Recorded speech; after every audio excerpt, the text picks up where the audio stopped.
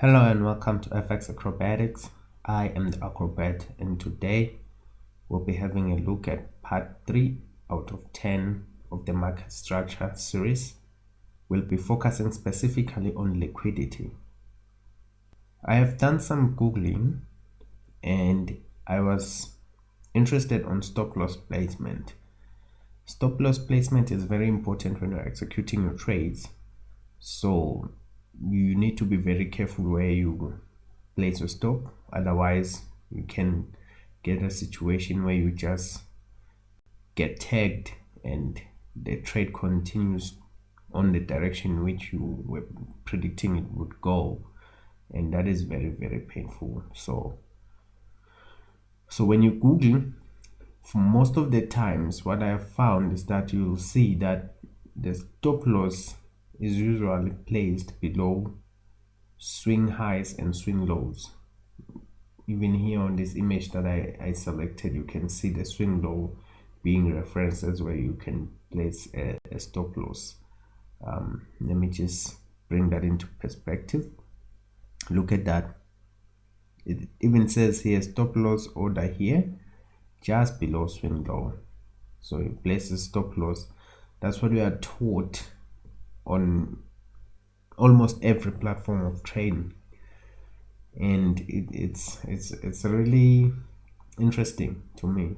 I mean, if you look at this example as well, you place a buy somewhere here and they say this is the risk you should take, and your stop loss goes here just below the swing low. Today I just want to show you how bad this thing can be. It is really bad. So let's have a look at what liquidity says about that kind of thinking when you want to place a stop loss. All right, let's have a look at this chart here. This is Australian dollar. It's the weekly chart. It really doesn't matter. It can be a daily chart, can be a 15-minute chart. The idea is the same. So we can see that it's coming somewhere from September 2021 to date. Okay, so what's interesting about this chart? Okay, let me just bring in these lines here. So do you see that this is a swing high, and at some point price moved just above it? Well, it did stretch a bit, but the idea is it moved above it and then went lower. This is a swing low. Price came back just below the swing low, just below, and moved higher. This is a swing high. Price came and moved just above it. Remember when that image we looked at earlier said the stop loss just below a swing low. So if you had your stop loss just below the swing low, for example, could have been taken out. I know that price moved from here all the way up. Maybe you would have been out. It doesn't matter.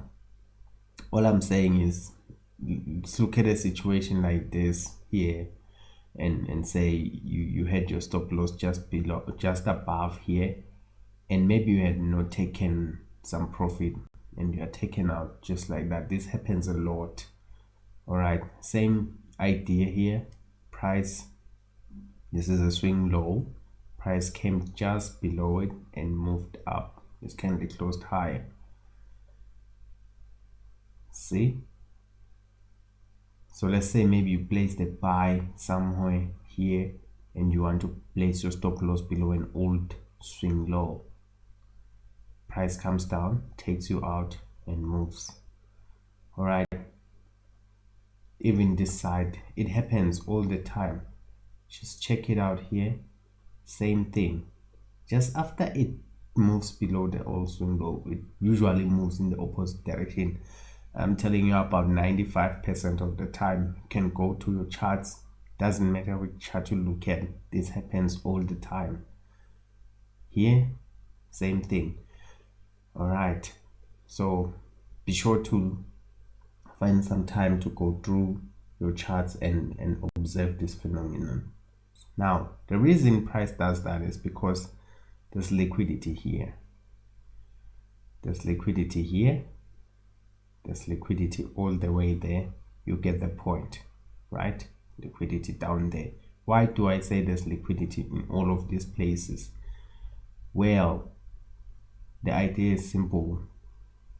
The people who teach you to trade say you should put your stop loss just below an old swing low or high.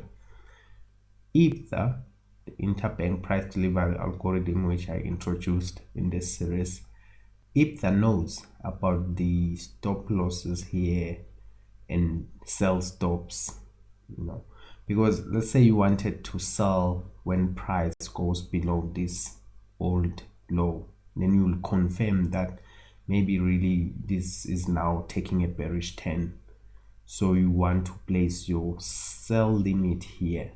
Okay, place your sell limit, so you will sell. Your stop loss goes maybe above this old high here.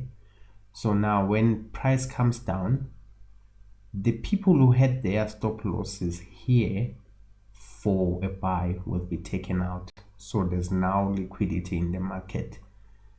Those who had their sell limits get tagged and are trapped now.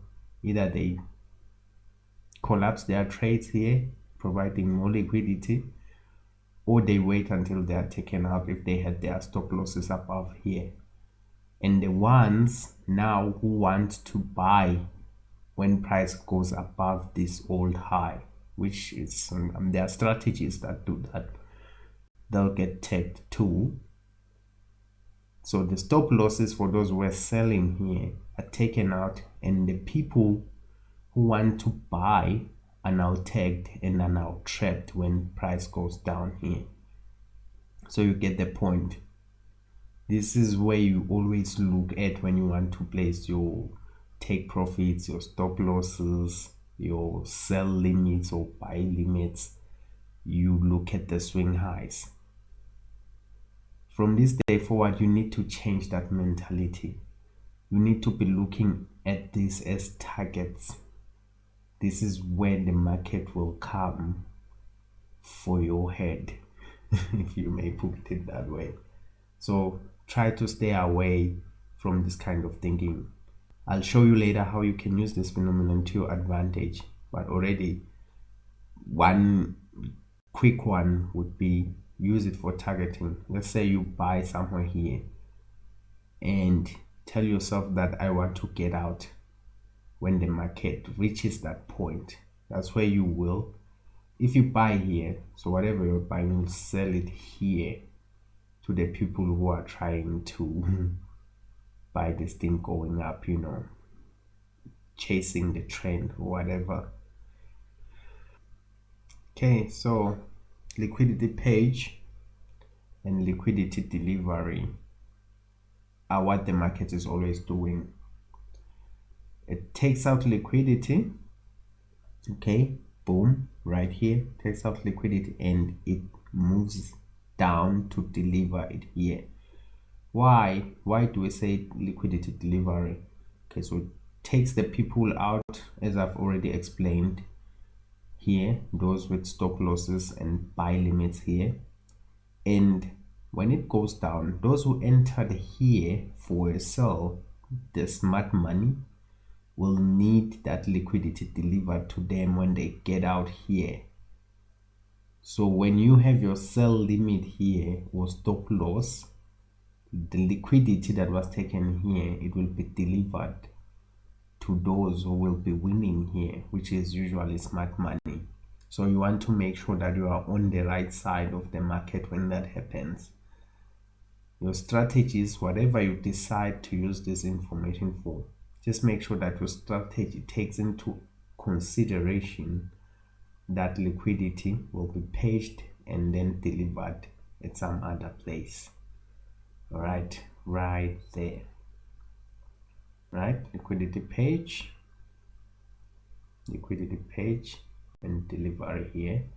Here's page and delivered here. It's also liquidity page down here, and this wick goes below and delivered to those who are winning there, which is my money.